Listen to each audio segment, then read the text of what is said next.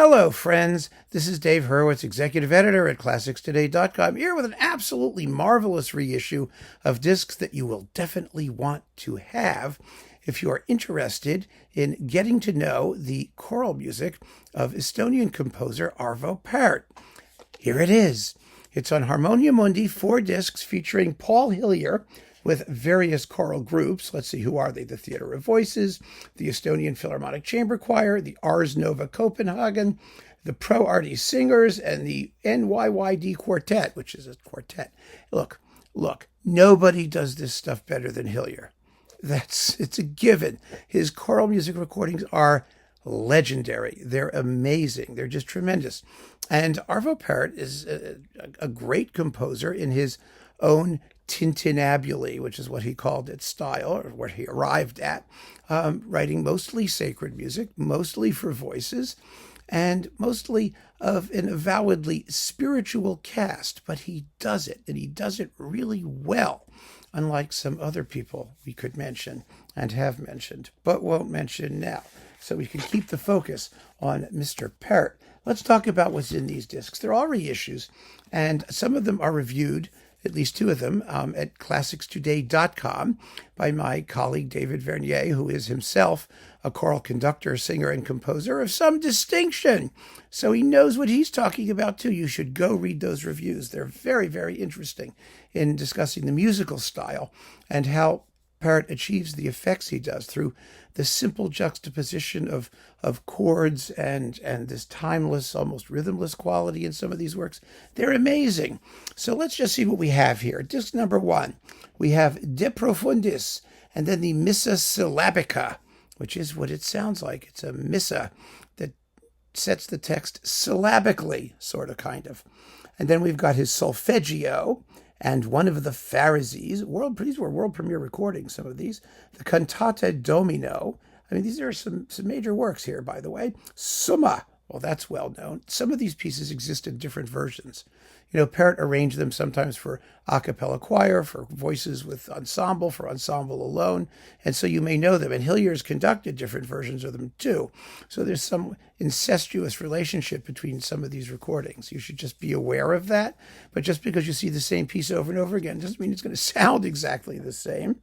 The music somehow exists like some of Bach's, independently of the actual setting. Then we have the 7 Magnificat antiphons, which are absolutely gorgeous, and the Beatitudes. So that's disc 1. Disc 2, we have Da Pacem Domine, his Salve Regina, which is 12 minutes long. It's a major work, very beautiful work. His 2 Slavic psalms, the Magnificat, at the waters of Babylon, by the waters of Babylon. Dopo la Vittoria, a rather zippy piece by Pärt standards. Nunc Dimittis, and the Little More Tactus. Yes, there we go. These are with the Estonian Philharmonic Chamber Choir. The Estonian choirs are fabulous, by the way. They are really extraordinary, and they have wonderful, like Russian choirs, those deep basses, just fantastic. Then we have, let's see, disc 3. This is with the Theatre of Voices and Ars Nova Copenhagen, or Copenhagen, or however you want to pronounce it. We've got Veni Creator, The Deer's Cry, Solemn, the Most Holy Mother of God, Solfeggio, with the NYYD Quartet this time. My Heart is in the Highlands, Peace Upon You, Jerusalem, Ein Wallfahrtslied. Everyone needs a Wallfahrtslied. The Morning Star, and finally, last but certainly not least, a big work, the Stabat Mater, about 26 minutes long. Actually, I like the large works here because they're of reasonable length. You know, a lot of people who experience Pärt try and come to him through his, really long things.